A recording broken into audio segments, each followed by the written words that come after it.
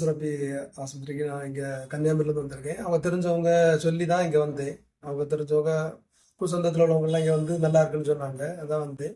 வந்த பிறகு எனக்கு தூங்குனா வந்து காலையில் எழும்பும்போது ஒழுங்காக எழும்பி நிமிந்து நிற்க முடியாது.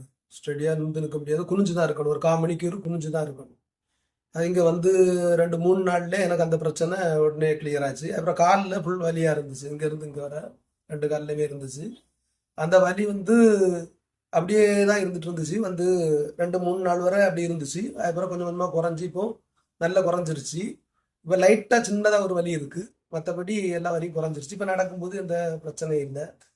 இங்கே உள்ள கவனிக்கிறவங்க எல்லாமே தடவுறவங்க மருந்து செய்கிறவங்க எல்லாமே நல்லபடி கவனிச்சாங்க. நல்ல கேட்டு கேட்டு என்ன எல்லாம் எப்படி இருக்கு உடம்புல அப்படிங்கிறதெல்லாம் கேட்டு அவங்க அதுக்கு தகுந்த மாதிரி ட்ரீட்மெண்ட் எல்லாம் பண்ணாங்க.